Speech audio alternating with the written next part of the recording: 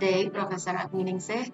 Today we are from Group 1. We would like to present our topic and material that is about the factors that contribute the success in language learning.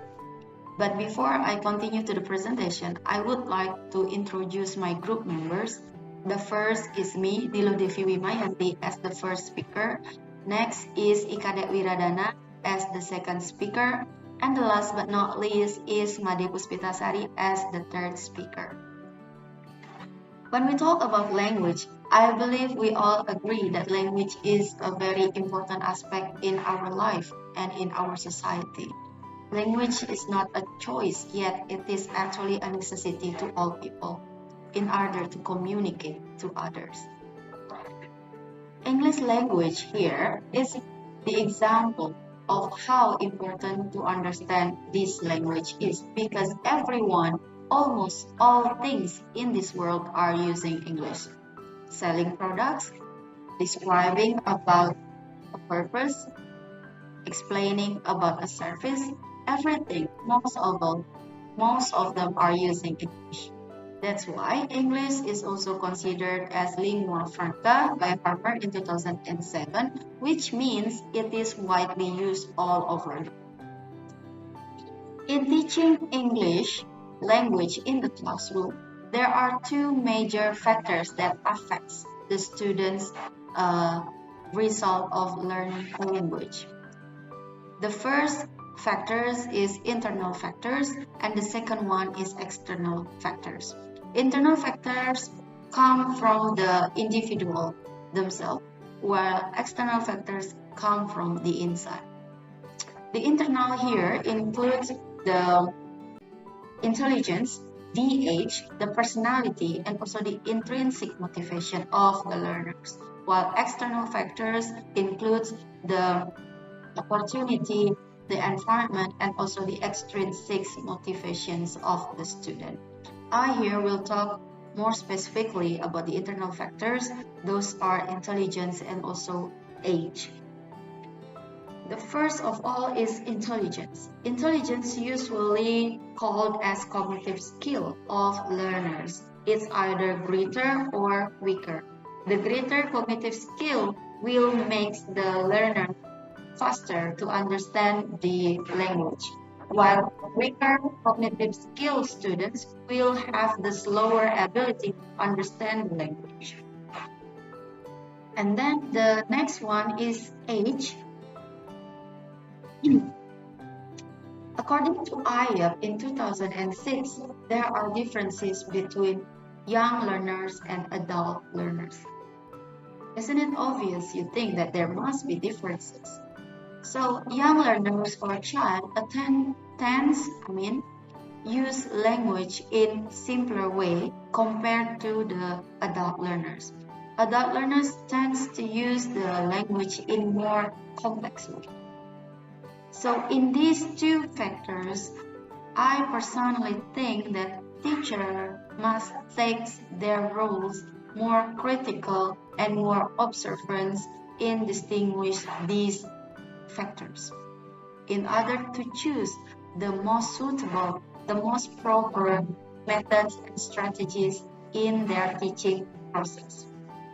I believe if the teachers are able to choose the most suitable methods and strategies applied to their learners with different needs, the result will become the best. So that's all for me today. The presentation will be continued by the second speaker, that is Wiradana. So Wira, the time is yours. Well, thank you for the time that given to me. So I would like to continue explain about internal factors include personality and also motivation. But the first, I would like to explain about personality.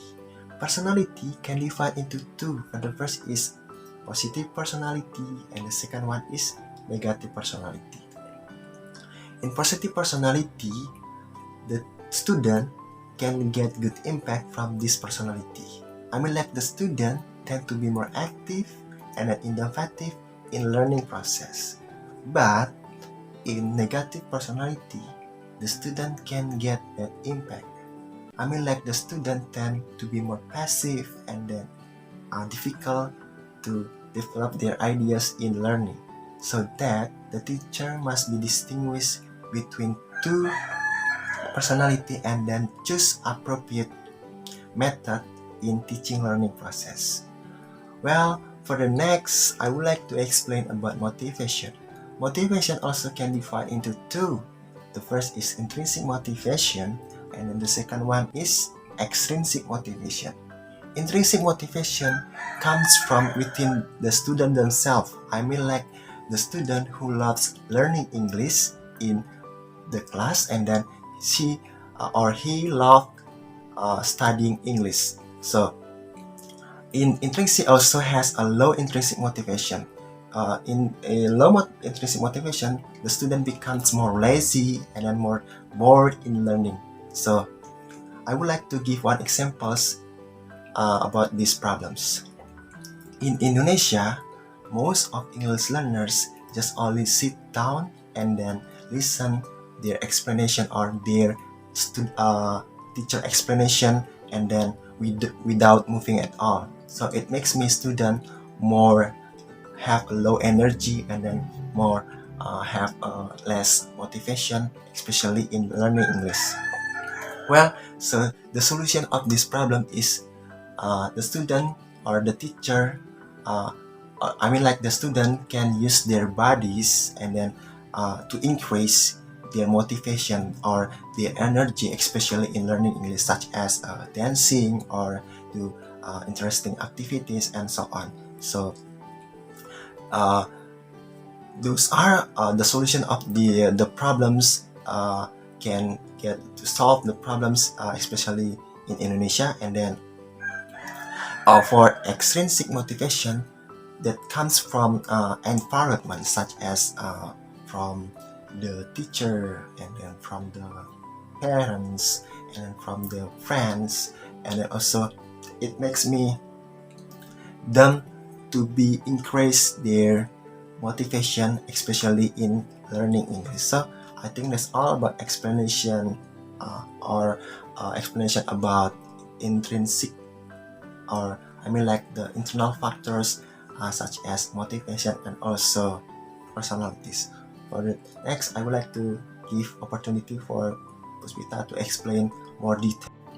Thank you for the time. So I will continue to explain external factors that affect student in language learning.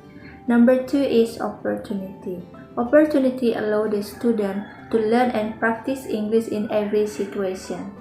For example, students who live in Singapore will have more opportunity to learn and practice English because they not only to learn and practice English in the classroom, but they practice and learn English outside the classroom. It is different with students who live in Indonesia or Japan because they have limited opportunity to learn and practice English because they only learn and practice English in the classroom. Number 3 is environment. Environment is significant factors that can support students in language learning. The student can develop their English language skill with support by the environment such as family, neighbor, teachers, and so on. For example, students from Indonesia who live in America will be forced to be able to use and practice English by the environment where they are living in order to survive. It is different with students who live in Indonesia because they will not be forced to be able to use and practice English every day. In conclusion, there are 4 internal factors such as intelligence, age, personality, and motivation. And also there are 3 external factors such as motivation, opportunity, and environment that affect the student in language learning. Internal and external factors are important to be known by the teachers so the teachers can choose or use appropriate method or strategy to improve their students' skills in language learning. So, So guys, that's all our explanation about the internal and external factors that affect students in learning language. Thank you for your attention and thank you for watching this video. Hopefully this video is useful for all of you guys. So thank you, bye.